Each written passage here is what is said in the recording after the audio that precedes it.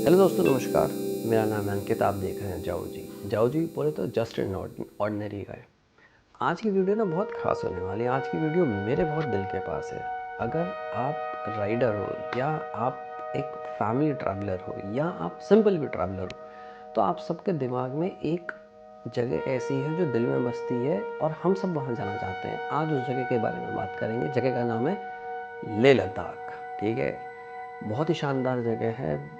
बहुत ही लंबी लंबी सीनरी चलती है, 40-40 किलोमीटर की, जो आप देखते हुए थकते नहीं हैं। तो आज इसके बारे में बात करने वाले हैं। 2025 में अगर आप वहाँ की राइड प्लान कर रहे हैं तो क्या चीज़ें हैं जो आपको माननी चाहिए, क्या चीज़ें हैं जो आपको तैयारी बनानी चाहिए, रास्ते कौन से हैं, खर्चा कितना होगा, परमिट कौन सा है, हेल्थ टिप्स, थोड़ी सी प्रिकॉशनरी टिप्स और थोड़ी सी पर्सनल टिप्स, जो चीज़ें हमें इस लेह लद्दाख ट्रिप में फॉलो करनी चाहिए, हम उसके बारे में बात करेंगे। वीडियो एंड तक देखिएगा। अगर पसंद आए तो लाइक करें, शेयर करें, कमेंट करें। चलिए इस वीडियो को शुरू करते हैं। हाँ, तो सबसे बड़ी बात, अगर हमने लेह लद्दाख का सपना बना ही लिया है ना, तो अब हमें ये डिसाइड करना है कि मेरे को जाना कब है। अब लेह लद्दाख का सीजन तो शुरू हो जाता है मई से लेके अक्टूबर तक, कहने के। बट मई में बहुत भीड़ होती है, ठीक है। जून में भीड़ थोड़ी कम होती है, तो जून आप देख सकते हो। जुलाई और अगस्त में बहुत ज़्यादा बारिश होती है। तो ऑल्दो लेह लद्दाख का जो एरिया है वो खुश्क रहता है, बट अगर आप मनाली की तरफ से जा रहे हो या जम्मू कश्मीर की तरफ से जा रहे हो, तो भी आपको बारिश बहुत मिलने वाली है। तो सितंबर, जुलाई, अगस्त तो भाई, मतलब लोग भी कहते हैं कि अवॉइड ही करो। दूसरा, अगर आप सितंबर की बात करते हो, सितंबर का मौसम सबसे बढ़िया रहता है। अक्टूबर में ठंड शुरू हो जाती है, तो आपको चीज़ें वैसे नहीं मिलेंगी, बट अक्टूबर भी आप ट्राई कर सकते हो। बट अगर आप मेरी बात मानो तो सितंबर का महीना सबसे बढ़िया होता है लेह लद्दाख घूमने के लिए। चीज़ें खुल चुकी होती है, मौसम बहुत ठंडा नहीं होता, बहुत गर्म नहीं होता, लेकिन उस मौसम में आप सबसे ज़्यादा एन्जॉय कर सकते हैं। तो अगर आप मेरी बात मानो तो September is the best month, best month to visit Leh Ladakh. चाहे अकेले जाओ, चाहे फैमिली के साथ जाओ, चाहे बाइक पे जाओ, चाहे कैसे भी जाओ, सबसे बढ़िया मंथ होता है आपका सितंबर लेह लद्दाख के लिए घूमने के लिए। चलिए आगे बात करते हैं। तो दोस्तों, सबसे बड़ा सवाल आता है कि अगर आप लेह जाना चाहते हैं तो लेह पहुंचा कैसे जाए। तो यहाँ पे जाने के दो रास्ते हैं। अगर पहले रास्ते की बात करें तो सिंपल है। श्रीनगर तक आप चाहे तो फ्लाइट लेके जा सकते हैं या आप दिल्ली से ट्राई करके जा सकते हैं और श्रीनगर से आप सीधे ले जा सकते हैं। अब इस टोटल टोटल डिस्टेंस जो श्रीनगर से लेह का है, ये है अप्रॉक्सीमेटली 420 किलोमीटर, जिसको एक दिन में कवर करना बहुत मुश्किल है, नामुमकिन है। नामुमकिन तो नहीं बोलूँगा, हमारे जैसे बहुत सारे ऐसे लोग हैं जो एक दिन में भी 420 मार देते हैं, बट एडवाइजेबल नहीं है। सो अगर आपको श्रीनगर से लेह वाला रास्ता लेना है तो 420 किलोमीटर करने के लिए आपको जो सबसे बढ़िया नाइट स्टे मिलता है वो मिलता है कारगिल में। अब आप बोलेंगे देखो कारगिल तो जा रहे हैं, तो रास्ते में करने वाले क्या क्या चीज़ें हैं। देखो, रास्ते में आपको द्रास, जोजिला पास, मैग्नेटिक हिल, कारगिल, कारगिल में वॉर मेमोरियल, ये सारी चीज़ें देखने लायक है। सीनरी बहुत बढ़िया है और आपको ऐसा फील नहीं होगा कि आपके आगे क्या क्या है। हर पर्दा एक एक करके खुलता जाता है और नेचुरल ब्यूटी वैसे ही खुलती जाती है। अब श्रीनगर से लेह अगर आप जा रहे हैं तो इसके अपने कुछ फ़ायदे भी हैं। तो देखो, जो सबसे बड़ा फ़ायदा है वो ये है कि आप ग्रेजुअली हाई ऑल्टीट्यूड से लो ऑल्टीट्यूड में जा रहे हैं। तो एक कहते हैं एक्लिमेटाइजेशन, आपने वर्ड, अगर आप लेह ट्रिप के बारे में पढ़ रहे हो, देख रहे हो, तो एक्लिमेटाइजेशन, नेचुरल एक्लिमेटाइजेशन, ये वर्ड आपको बहुत बार सुनने में आते हैं। अब इसका फ़ायदा क्या है, क्योंकि हम जैसे नॉर्मली क्या होता है, मैं दिल्ली वालों की बात कर रहा हूँ, हम बहुत ही लो ऑल्टीट्यूड में रहते हैं। श्रीनगर एक हाई ऑल्टीट्यूड पर है। वहाँ से जब हम ग्रेजुअली धीरे धीरे धीरे करके नीचे जाते हैं, सो हमारा बॉडी उस हिसाब से अपने आप को तैयार कर लेता है। नेचुरल डिसेंट होता है हाई ऑल्टीट्यूड से लो ऑल्टीट्यूड में। सो सांस की फूलने की दिक्कत नहीं होती, बॉडी आपके अपने आप धीरे धीरे धीरे करके तैयार हो जाती है। तो इस रास्ते को करने का ये फ़ायदा है। कारगिल में नाइट स्टे करिए, छोटे छोटे होटल्स काफ़ी सारे हैं। कारगिल एक काफ़ी ठीक ठाक सा बड़ा शहर है, मैं कहूँगा।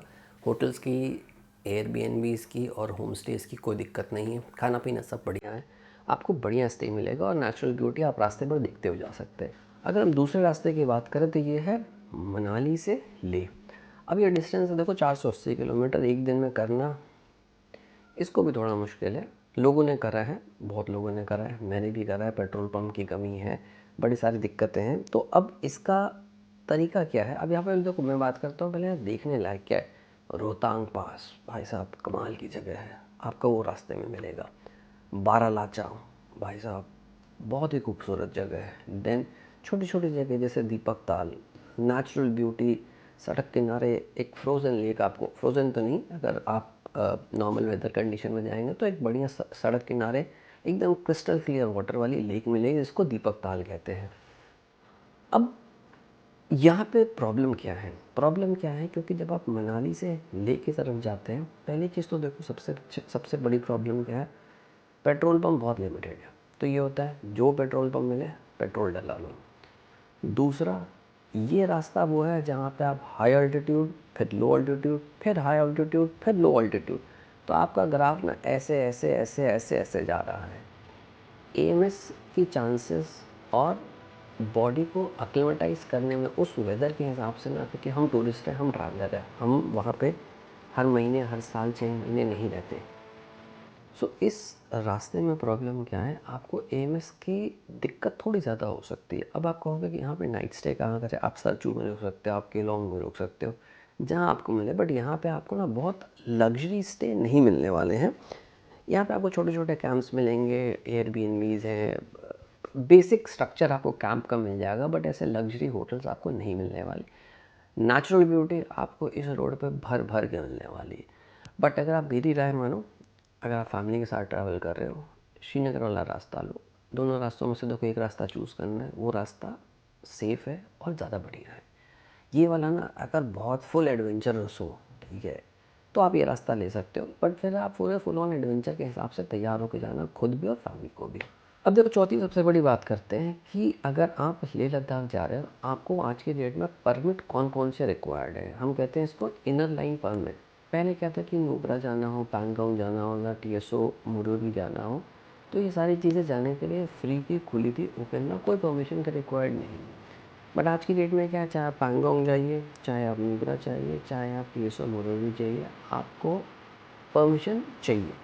अभी परमिशन का खर्चा है क्या? परमिशन का खर्चा देखो ज़्यादा नहीं है, अप्रोक्सीमेटली 600 रुपये पर पर्सन लगता है, और बहुत ऊपर नीचे हो सकता है, या आप ऑनलाइन भी बुक कर सकते हैं। और दूसरा, आप ले सिटी में डीसी ऑफिस से भी इसको लिया जा सकता है। इसके लिए आपको चाहिए कि आपको एक एड्रेस प्रूफ चाहिए, एक आपको अब बेसिकली आधार कार्ड और एक एड्रेस प्रूफ चाहिए, और एक छोटा सा फॉर्म है जो वहाँ पे भरना होता है। अगर आपके पास टाइम है तो प्रैक्टिकली आप जिस दिन ले फर्स्ट डे पहुँच रहे हो, उस दिन आपको लेह में आराम करना चाहिए, और उसी दिन आप ये परमिट का काम करवा सकते हो। अदरवाइज़ आप जिस होटल में रह रहे हो, आप उनसे पहले से बात करके रखो और उनको अपने डॉक्यूमेंटेशन भेज दो, वो इस चीज़ को ऑनलाइन भी कर देते हैं। अगर आपको ऑफलाइन करना है तो आप लेह के अंदर डीसी ऑफिस है, सुबह 9 बजे से लेकर 4 बजे तक आप वहाँ से कर सकते हैं, या लद्दाख के एडमिनिस्ट्रेशन वेबसाइट पर जाके लिंक मैं यहाँ पर डाल दूँगा, आप लिंक देख लीजिएगा, आप वहाँ से ऑनलाइन भी कर सकते हैं।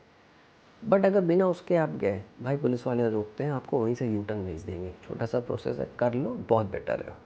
एक और जो सबसे बड़ी बात है, अगर आप लेह लद्दाख की तैयारी कर रहे हो, आपकी फ़िज़िकल कंडीशन से ज़्यादा आपकी कार की फ़िज़िकल कंडीशन बहुत बढ़िया होनी चाहिए। अब उसके लिए कुछ चीज़ें हैं जो आपको अपने दिमाग में रखनी। एक सर्विस, दूसरा ट्यूब की कंडीशन। अगर आपका टायर ट्यूब अच्छा नहीं है, मत जाना इस पर, तो बहुत परेशान होगा। तो ट्यूब की condition, extra engine oil, extra petrol pump. अगर आप बाइक पर ट्रैवल कर रहे हो तो बंजी कॉर्ड 2-4 एक्स्ट्रा ही रख लो, बहुत ज़रूरत पड़ती है। दूसरा, आपके साथ जो ड्राइवर है या जो गाड़ी चला रहा है, अगर आप खुद सेल्फ ड्राइव करके जा रहे हैं, आपको पहाड़ में चलाने का ना एक्सपीरियंस होना चाहिए। क्योंकि लेह लद्दाख का जो टेरेन है, ये वैसा नहीं है कि जैसे हिमाचल और उत्तराखंड का हो गया। नहीं भाई, ये वैसा टेरेन नहीं है।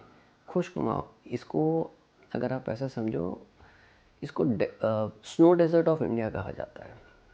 तो खुश्क जगह है, माहौल बहुत खुला हुआ है, लेकिन गाड़ी चलाने के लिए ना आपको एक्सपीरियंस बनना चाहिए। तो आपकी जो मेंटल फिज़िकल कंडीशन है वो तो है ही है, साथ में आपको आपकी गाड़ी की प्रिपरेशन भाई साहब मज़ेदार होनी चाहिए।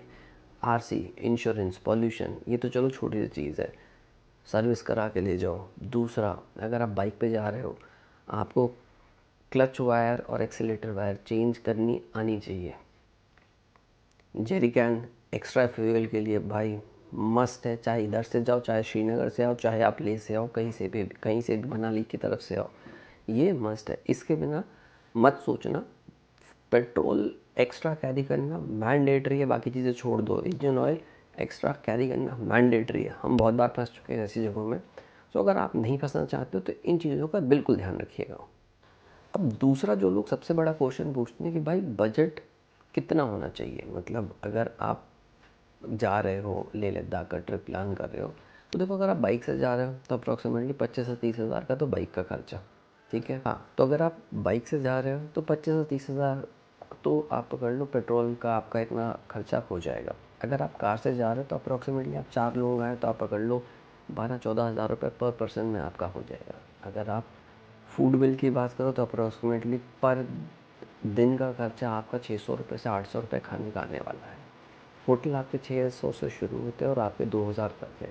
सो आप किस रेंज में हो, 2000 के ऊपर के लिए तो आप किस रेंज में हो वो आपके ऊपर डिपेंड करता है। बट मोटा मोटी ये खर्चे आपके होंगे ही होंगे।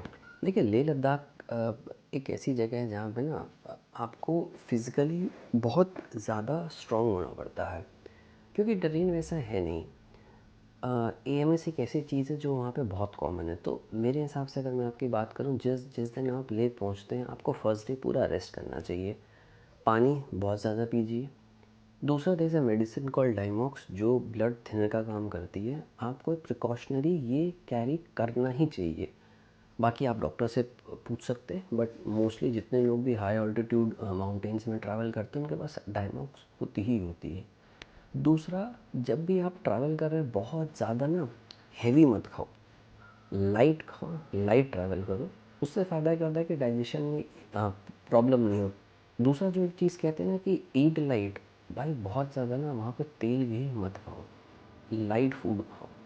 दूसरा, जब आप ड्राइव भी कर रहे हो ना तो जो पहाड़ की चढ़ाई है आप उसको धीरे धीरे चढ़िए, ठीक है। बहुत ज़्यादा वहाँ पे दौड़ने की कोशिश मत करें। नॉर्मली लोग क्या करते हैं, खारदुंगला पहुँच के खुश हो जाते हैं कि वाह खारदुंगला आज आप यहाँ फ़ोटो खिंचानी है, यहाँ फ़ोटो खिंचानी है। नहीं भाई, करो लेकिन अपनी तबीयत को देखते हुए। दूसरा, अगर आपकी फ़िज़िकल कंडीशन अच्छी नहीं है, अगर आप किसी तरीके की इंजरी है या आपको किसी भी तरीके का ब्रीदिंग का प्रॉब्लम है, थोड़ा सा अवॉइड करना, अपनी मेडिसिन कैरी करना, क्योंकि वहाँ पे ये सारी दिक्कतें थोड़ी और ज़्यादा बढ़ जाती हैं।